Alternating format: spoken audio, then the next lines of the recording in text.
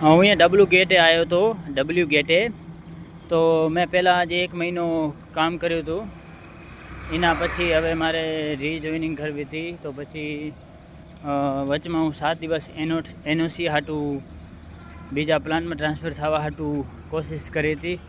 એ fail થઈ ગઈ, કેમ કે મારે સામે કોન્ટેક નહોતો કોઈનો, કે કોઈ ઓળખાણ નથી, ભાઈબંધ નહોતા બનાવ્યા મેં. એટલે ભાઈબંધ જરૂર બનાવવાનો બધાને. અને પછી હવે હું બીજી વખત મારે એ જ જગ્યાએ જવું. અહીંયાને એમ કીધું કે એ જ જગ્યાએ જવું નથી. હું કીધું હા જવું છે ને.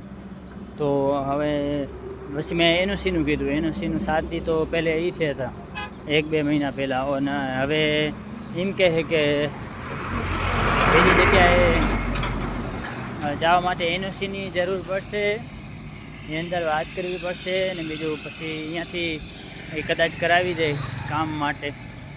તો અત્યારે પાછા એમ કહે કે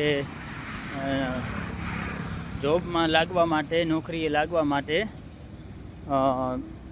નિયમ બદલ્યો છે. 4 ફોટાની જરૂર પડે, પછી આધાર કાર્ડની ઝેરોક્સની, પછી જે સ્કૂલ સર્ટિફિકેટ એની, અને પછી જરૂર પડે ચૂંટણી કાર્ડની. બોલો, એટલે આખા પરિવારનું જે ચૂંટણી કાર્ડ હોય એની જરૂર પડે. એનું ઝેરોક્સ લગભગ હાલશે એવું કહેવાય છે. ચૂંટણી કાર્ડની જરૂર પડે એમ. ચૂંટણી કાર્ડની પણ ઝેરોક્સને લઈ આવવાનું, ચૂંટણી કાર્ડને લઈ આવવાનું ભેગું. તો એ કે નિયમ બદલાણા સરકારના લે. અને પછી બીજી વાત એ કે મારું ચૂંટણી કાર્ડ હોવું જોઈએ.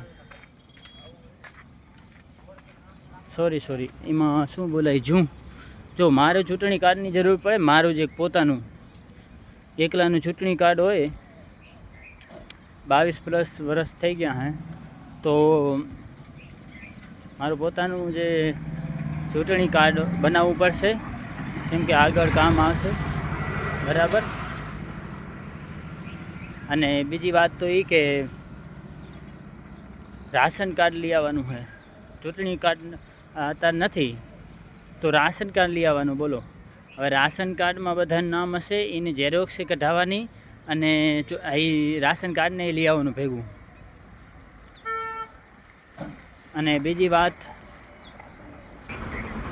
હવે ફેરથી બીજી જગ્યાએ જવું હોય તો એ ખપે, એટલી બધી વસ્તુ જુએ. બોલો, હવે આમાં અમારે કરવું શું હે? એક તો અમારે હું કીધું અહીંયા પાસે વેલસ્પન થાય તો અહીંયા નોકરી કરવું. પહેલે મારે તો કાંઈ ઠેકાણું નહોતું, મગજમાં અલગ અલગ વસ્તુ હાલતી, પ્રેશર એટલું હતું કે મૂકી દીધું હતું 1 મહિનો કામ કરીને. અને હવે નોકરી હાટું આટલા 1 વર્ષ ઉપર થઈ ગયું. મારો કેટલોય ટાઈમ વેસ્ટ થઈ ગયો યાર. એમ તો બીજું શીખ્યો હતો, પણ તોય મેં ખાલી તો તો નહીં રહેતો. તોય હવે એમ કહે કે તું ચૂંટણી કાર્ડ ના બનાવ્યું હોય તો રાશન કાર્ડ લઈ આવવાનું, એને ઝેરોક્સ લઈ આવવાની ભેગી.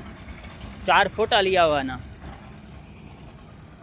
4 ફોટા, અને આધાર કાર્ડની ઝેરોક્સ, ને સ્કૂલ સર્ટિફિકેટની ઝેરોક્સ, જે લિવિંગ સર્ટિફિકેટ હોય એની ઝેરોક્સ. અને બીજું તો 12માની જે સર્ટીનું હોય એ કદાચ લગભગ તો નથી લેતા, પણ તો એ દેખાડ હાટું લઈ આવવાની એમ. તો આટલી વસ્તુ લેવાની થશે ભાઈ.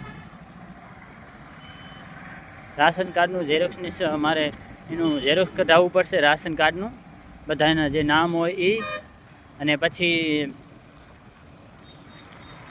એનું ઝેરોક્સ કઢાવવાનું, અને રાશન કાર્ડને ભેગું લઈ આવવાનું.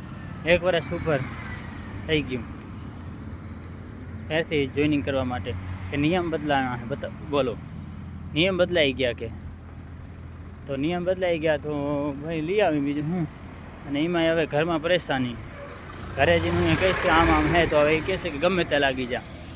હવે આમ મારે આમાં જીવી કેમ જિંદગી માને જતું. ક્યારેક બહુ રીહ ચડે નામ ને તેમ. હા, શું કરું બોલો? એ તો સારું કહેવાય, મારા મમ્મી પપ્પા હે ને સપોર્ટ કરે એમ તો. હવે મારે કરવું શું?